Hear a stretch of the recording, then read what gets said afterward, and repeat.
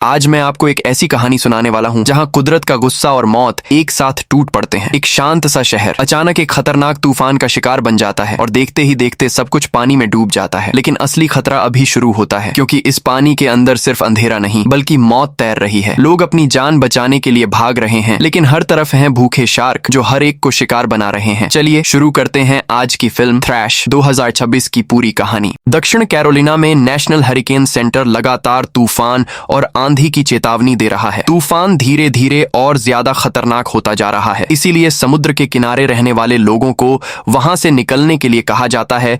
एंडीविल शहर में डकोटा खाना ऑर्डर करने की कोशिश करती है, लेकिन उसका पसंदीदा रेस्टोरेंट कहता है कि मौसम खराब होने की वजह से वे बंद हो रहे हैं। डकोटा एगोराफोबिया नाम की बीमारी से जूझ रही है, यानी उसे बाहर जाने से बहुत डर लगता है, लेकिन उसे बहुत भूख लगी है, इसलिए वह मजबूरी में अपनी मरी हुई मां के घर से बाहर निकलने का फैसला करती है। जब वह सड़क पर जाती है तो देखती है कि उसके सारे पड़ोसी अपना सामान पैक कर रहे हैं और घर छोड़कर जा रहे हैं। तभी एक फायर ट्रक तेज सायरन बजाते हुए वहां से गुजरता है, जिससे डकोटा को घबराहट होने लगती है और वह वापस घर जाने का सोचती है। तभी वह गलती से एक पड़ोसी से टकरा जाती है। वह पड़ोसी उसे बताता है कि सबको शहर खाली करना है और उसे अपनी कार में जगह भी देता है, लेकिन ये बात डकोटा को और डराती है, इसीलिए वह मना करके वापस घर लौट जाती है। दूसरी तरफ शहर में 3 भाई बहन दलदल में तैरते हुए मजे कर रहे होते हैं। रॉन एक बड़ी छलांग लगाकर पानी में कूदता है और कुछ देर तक बाहर नहीं आता, जिससे बाकी दोनों डर जाते हैं, लेकिन वो सिर्फ मजाक कर रहा होता है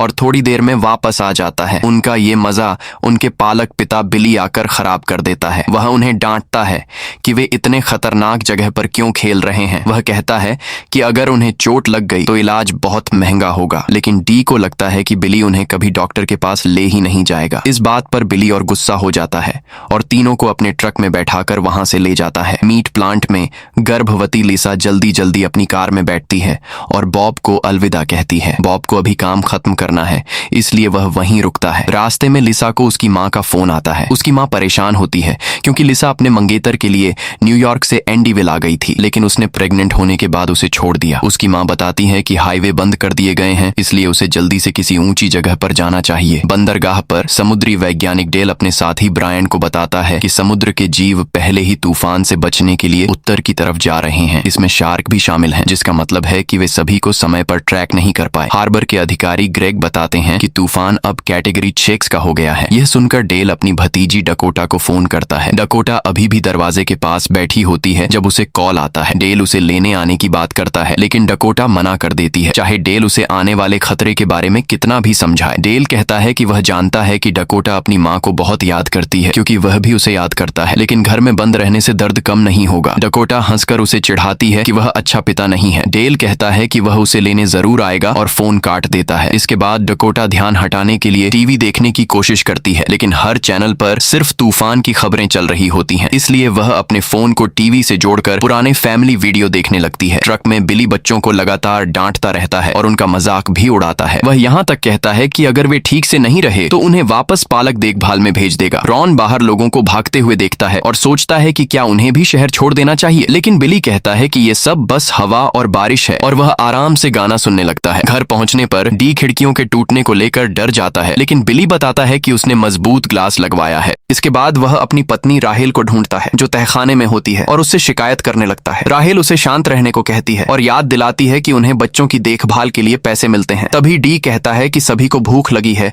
और वह तहखाने के फ्रिज में रखे स्टेक देख लेता है। बिली उसे डांटता है और कहता है कि ये उसका काम नहीं है। राहेल उसे कुछ ब्रेड देती है और दोनों उसे याद दिलाते हैं कि तहखाना उनके लिए मना है। बंदरगाह पर एक रिपोर्टर जो डेल से बात करता है और सुबह हुए शार्क हमले के बारे में उसकी राय पूछता है। डेल कहता है कि उसने इसके बारे में नहीं सुना। तब जो बताता है कि समुद्र किनारे एक कपल पर ग्रेट व्हाइट शार्क ने हमला किया था और कुछ लोगों का कहना है कि उन्होंने 2 शार्क देखी। डेल समझाता है कि ग्रेट व्हाइट शार्क झुंड में शिकार नहीं करती, इसलिए शायद वो बुल शार्क रही होंगी, लेकिन जो उसकी बात नहीं सुनता और अपने शो के लिए गलत जानकारी के साथ सनसनीखेज कहानी बनाने लगता है। डेल उसे रोकने की कोशिश करता है, लेकिन जब वह नहीं मानता तो डेल वहां से चला जाता है। उधर लिसा दुकानों में मदद ढूंढने की कोशिश कर रही होती है, लेकिन आसपास कोई नहीं मिलता। उसकी माँ उसे फिर से कॉल करती है, लेकिन नेटवर्क जल्दी कट जाता है। तभी लिसा को पेट में दर्द होता है, जिसे वह तनाव समझकर नजरअंदाज कर देती है और खुद को शांत करने के लिए गाना चला देती है। धीरे धीरे तूफान और तेज हो जाता है। तेज हवा इमारतों को नुकसान नुकसान पहुंचाने लगती है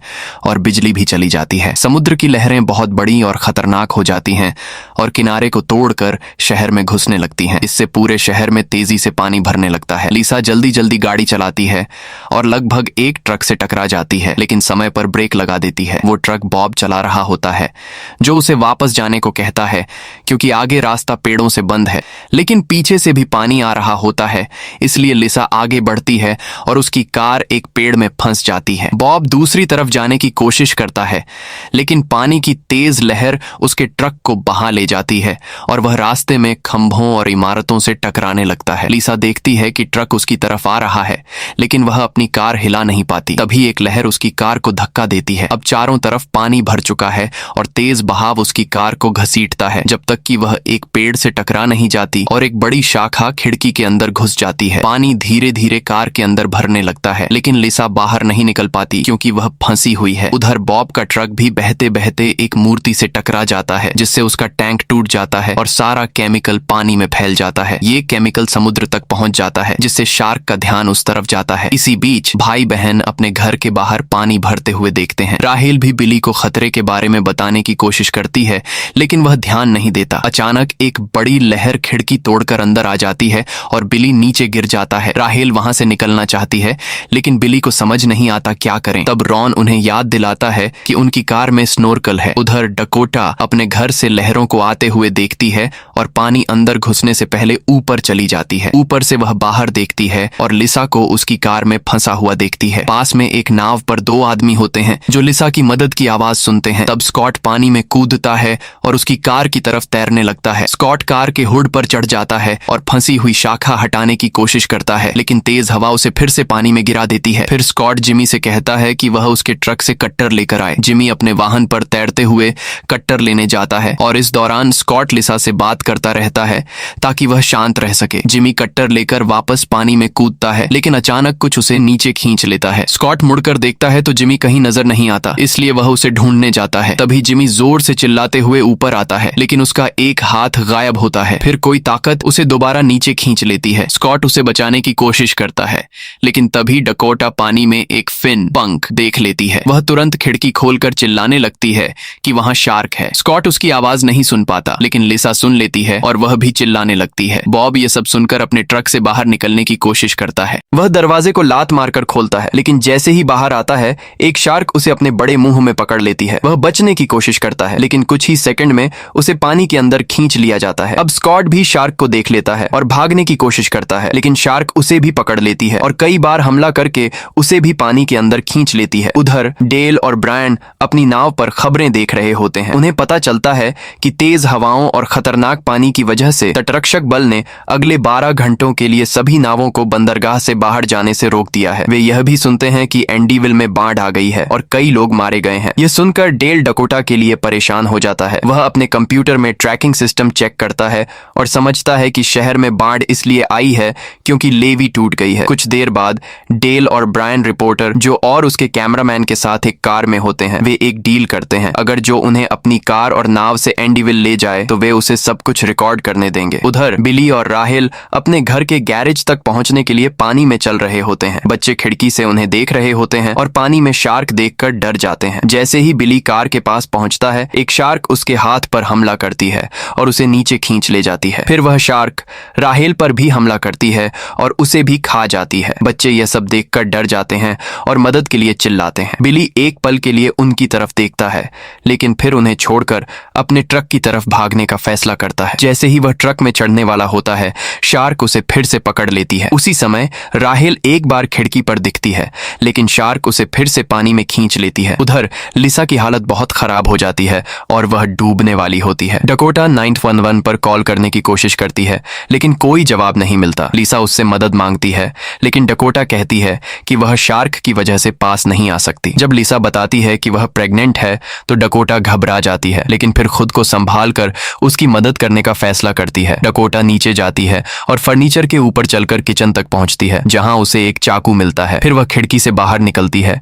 लेकिन फिसलकर पानी में गिर जाती है। किसी तरह वह एक कार पकड़ लेती है और उसके ऊपर चढ़ जाती है। शार्क पर नजर रखते हुए वह एक एक चीज पर चढ़ते हुए आगे बढ़ती है और आखिरकार लिसा की कार तक पहुंच जाती है। चाकू की मदद से वह कार कार की छत और फंसी हुई शाखाएं काट देती है। फिर वह लिसा को बाहर निकलने में मदद करती है। दोनों मिलकर वापस घर पहुंच जाते हैं। बाद में डकोटा लिसा को तौलिया देती है और बताती है कि उसके माता पिता अब जिंदा नहीं हैं। लिसा कहती है कि उन्हें छत पर जाना चाहिए और मदद के लिए कोई सिग्नल देना चाहिए, लेकिन तभी उसे लेबर पेन शुरू हो जाता है। डकोटा जल्दी से पर्दे उतारकर छत पर जाता है और कपड़े से हेल्प लिख देता है। फिर जब वह वापस आता है तो लिसा उसे कहती है कि वह चेक करे कि बच्चा कब आने वाला है। डकोटा देखकर बताता है कि बच्चे का सिर लगभग बाहर आने वाला है, करीब 2-3 इंच दिख रहा है। इससे लिसा समझ जाती है कि बच्चा बहुत जल्द पैदा होने वाला है। इसी बीच ब्रायन अपने सिस्टम में देखता है कि नेली नाम की शार्क डकोटा के घर के पास है। जो यह सुनकर कंफ्यूज हो जाता है तो डेल बताता है कि नेली एक प्रेग्नेंट ग्रेट व्हाइट शार्क है जिसे वे पिछले 3 साल से ट्रैक कर रहे हैं। अचानक कार रुक जाती है क्योंकि सड़क पर इतना पानी भर चुका होता है कि आगे जाना नामुमकिन हो जाता है। इसीलिए वे कार छोड़कर नाव तैयार करने लगते हैं। तभी ब्रायन को पता चलता है कि इंटरनेट बंद हो गया है और अब वह ट्रैकिंग सिस्टम इस्तेमाल नहीं कर सकता। अब उन्हें बिना नक्शे के ही आगे बढ़ना होगा। नाव चलाते समय डेल ग्रेग को फोन करता है और पक्का करता है कि वे सही दिशा में जा रहे हैं, लेकिन ग्रेग उसे जल्दी वहां से निकलने के लिए भी कहता है। रास्ते में उन्हें पानी में तैरते हुए जानवरों के शव दिखते हैं जिन्हें शार्क खा रही होती है। उधर घर में तीनों भाई बहन पानी से बचने के लिए एक टेबल पर खड़े होते हैं। तभी उन्हें दिखता है कि एक दरवाजा खुला हुआ है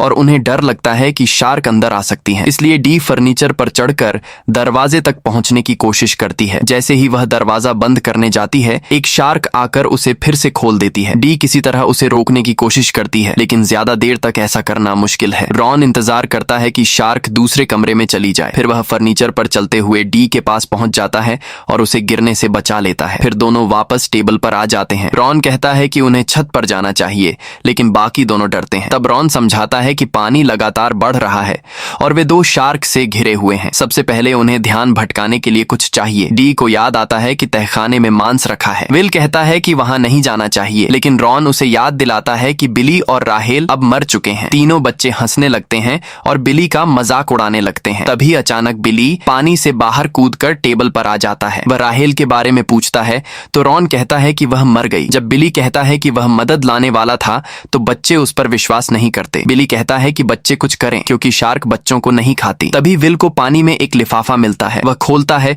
तो उसमें एक चेक होता है जो सरकार हर महीने बच्चों की देखभाल के लिए देती है। तभी उन्हें समझ आता है कि बिली और राहेल सिर्फ पैसों के लिए उनकी देखभाल कर रहे थे। वे उन्हें सिर्फ रोटी खिलाते थे और बाकी पैसे खुद पर खर्च करते थे। बिली इन सब बातों से इनकार करता है और कहता है कि वह उनसे प्यार करता है, लेकिन बच्चे उस पर भरोसा नहीं करते। गुस्से में बिली फिर से उन्हें अपमानित करता है और रॉन को पानी में जाने के लिए कहता है। अब रॉन भी गुस्से में आ जाता है और बिली को जवाब देता है कि वह खुद जाए। जब बिली उसे मारने की कोशिश करता है तो रॉन उसका हाथ रोक लेता है और डी उसे लात मार देती है, जिससे बिली पानी में गिर जाता है। तुरंत शार्क उस पर हमला कर देती है और उसे खा जाती है। इस मौके का फायदा उठाकर रॉन पानी में कूदता है और तहखाने तक पहुंचता है। वह कुछ सामान लेता है, लेकिन बाहर निकलते समय उसका स्वेटर एक हुक में फंस जाता है। तभी एक शार्क आ जाती है तो रॉन ध्यान भटकाने के लिए पेंट की बाल्टी फेंकता है और अपना स्वेटर फाड़कर वहां से निकल जाता है। वह समय पर वापस टेबल पर पहुंच जाता है। फिर वह जो बॉक्स लेकर आया था उसे खोलता है और उसमें डायनामाइट पाता है। उधर पानी डकोटा के घर की ऊपरी मंजिल तक पहुंच जाता है और लिसा की हालत और खराब होती जा रही है। डकोटा मजबूरी में फैसला करता है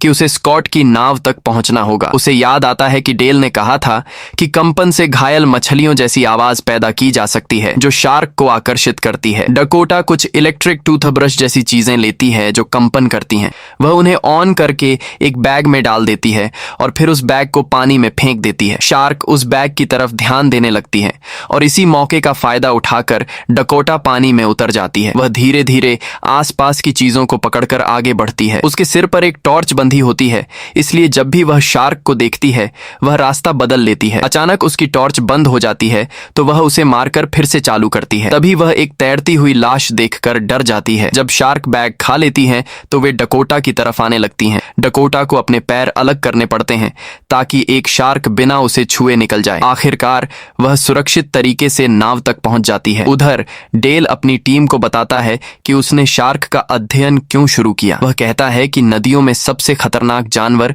दरियाई घोड़ा होता है। एक बार एक हिप्पो उस पर हमला करने वाला था, लेकिन 2 शार्क ने उसे रोक दिया और मार दिया। उस दिन पहली बार डेल ने हिप्पो की आंखों में डर देखा। डेल बताता है कि शार्क सिर्फ एक चीज से डरती है, बड़ी शार्क से, लेकिन तेज इलेक्ट्रिक करंट उन्हें कुछ समय के लिए भ्रमित कर सकता है। तभी ब्रायन को अपने सिस्टम में सिग्नल मिल जाता है और उसे पता चलता है कि पूरा शहर शार्क से भरा हुआ है। पास में उन्हें एक छोड़ा हुआ स्वाट ट्रक मिलता है और डेल उसमें टेजर नोटिस करता है। जैसे जैसे सुबह होती है, डकोटा के घर को तूफान से नुकसान होने लगता है और वह धीरे धीरे टूटने लगता है। पानी इतना बढ़ जाता है कि लिसा लगभग छत तक पहुंच जाती है। डकोटा उसकी आवाज सुनकर पास के घर की खिड़की तोड़ता है और वहां से एक हार्पून गन ले आता है। लिसा को महसूस होता है कि बच्चा आने वाला है, इसलिए वह खुद को शांत रखने के लिए फोन में गाना चलाती है। वह बच्चे को जन्म देने की कोशिश करती है, लेकिन तभी घर टूटने लगता है और वह गिर जाती है। किसी तरह वह तैरती है और जैसे ही बच्चा पैदा होता है, वह जल्दी से ऊपर आ जाती है और अपने बच्चे को पकड़ लेती है। लेकिन बच्चे के रोने की आवाज शार्क को अपनी तरफ खींच लेती है। जब एक शार्क उसकी तरफ आती है तो लिसा लकड़ी का टुकड़ा लेकर उसे मारती है। तभी पीछे से एक और शार्क आती है, लेकिन डकोटा हार्पून गन से उसे मार देता है, जिससे वह दूर चली जाती है। फिर डकोटा नाव लेकर लिसा के पास पहुंचता है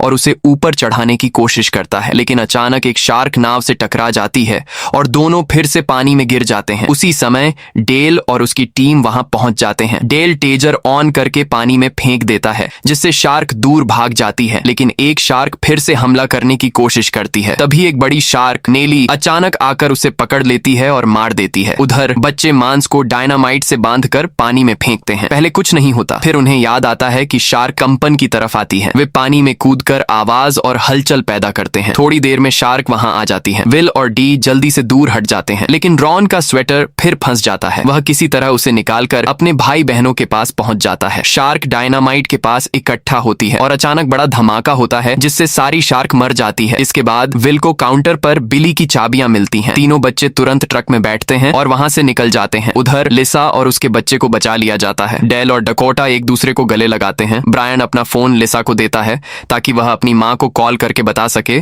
कि वह सुरक्षित है और उसे अपने बच्चे से मिलवा सके, जो दूर से यह सब रिकॉर्ड करता रहता है। कुछ समय बाद ग्रेग नोटिस करता है कि एक और बड़ा तूफान आने वाला है। वीडियो अच्छा लगे तो सब्सक्राइब करें और नोटिफिकेशन ऑन करें ताकि ऐसे और वीडियो देख सकें।